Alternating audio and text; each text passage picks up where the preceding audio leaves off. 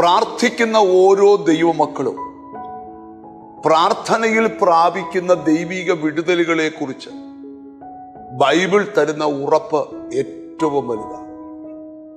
യാക്കോബിന്റെ ലേഖനം 5-ാം അധ്യായത്തിന്റെ 18-ാമത്തെ വചനം, പ്രാർത്ഥിച്ചപ്പോൾ ആകാശത്ത് നിന്ന് മഴ പെയ്തു, ഭൂമിയിൽ ധാന്യം വിളഞ്ഞു. ഒരു മനുഷ്യന്റെ പ്രാർത്ഥനയെ കുറിച്ചാണ് യാക്കോബ് അപ്പോസ്തലൻ വെളിപ്പെടുത്തുന്നത്.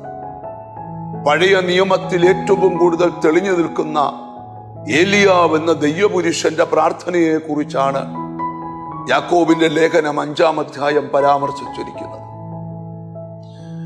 അവിടെ വായിക്കുകയാണ്, ഏലിയാവ് നമുക്ക് സമസ്വഭാവമുള്ള മനുഷ്യൻ. സ്തോത്രം. മഴ പെയ്യാതിരിക്കേണ്ടതിന് അവൻ പ്രാർത്ഥനയിൽ അപേക്ഷിച്ചു. 3 സംവത്സരവും 6 മാസവും ദേശത്ത് മഴ പെയ്തില്ല. ഏലിയാവ് എന്ന് പറയുന്ന ഒരു മനുഷ്യൻ ഒരു ദേശത്ത് മഴ പെയ്യാതിരിക്കുവാൻ പ്രാർത്ഥിച്ചു. ചില വർഷങ്ങൾ ഭൂമിയിൽ മഴ പെയ്തില്ല. വീണ്ടും ആ മനുഷ്യൻ പ്രാർത്ഥിക്കുകയാണ് മഴ പെയ്യാനായിട്ട്. ആ സമയത്ത് ഭൂമിയിൽ മഴ പെയ്തു, ധാന്യം വിളഞ്ഞു. ആ 2 വാക്യങ്ങൾ നമ്മൾ പഠിക്കുമ്പോൾ ഒരുവന്റെ പ്രാർത്ഥനയ്ക്ക് ചിലതിനെ തടഞ്ഞു നിർത്തുവാനും ഒരുവന്റെ പ്രാർത്ഥനയ്ക്ക് ചിലതിനെ അനുഗ്രഹമായ ഒരു മഴ പോലെ പെയ്ച്ചിറക്കാനും കഴിയുമെന്ന് നമുക്ക് ഈ വചനത്തിൽ നിന്ന് പഠിക്കാൻ കഴിയും.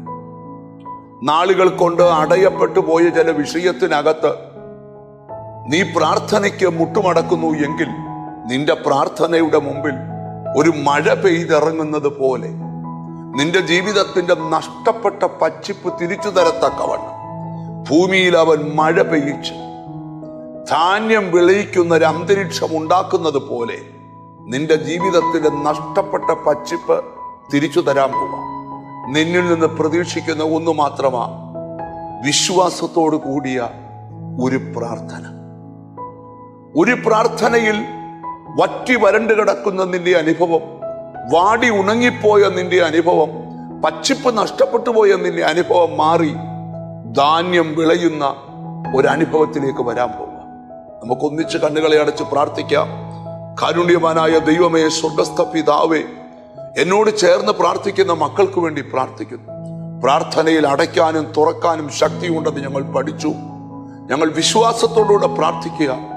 ഞങ്ങളുടെ ജീവിതത്തിലേക്ക് ഇത് വെളിപ്പെടേണ്ട പലതും പെയ്തിറങ്ങി ഞങ്ങളുടെ ജീവിതത്തിൽ വെളിപ്പെടേണ്ട പച്ചിപ്പ് വെളിപ്പെടാൻ പ്രാർത്ഥിക്കുന്നു. എന്നോട് ചേർന്ന് പ്രാർത്ഥിക്കുന്ന മക്കൾക്ക് നിന്റെ നാമം ചൊല്ലി പിതാവിൻ്റെയും പുത്രന്റെയും പരിശുദ്ധാത്മാവിന്റെ നാമത്തിൽ അനുഗ്രഹിച്ചു പ്രാർത്ഥിക്കുന്നു. അവർ അനുഗ്രഹിക്കപ്പെടട്ടെ, യേശു ക്രിസ്തുവിൻ നാമത്തിൽ തന്നെ. ആമേൻ. ഈ ദിവസങ്ങളിൽ നിന്റെ പ്രാർത്ഥനയുടെ മുമ്പിൽ ചില വിടുതലുകൾ ഒരു മഴ പോലെ പെയ്തിറങ്ങട്ടെ. നിന്റെ ജീവിതത്തിൽ നഷ്ടപ്പെട്ട പച്ചിപ്പ് തിരിച്ചു വരട്ടെ. God bless you.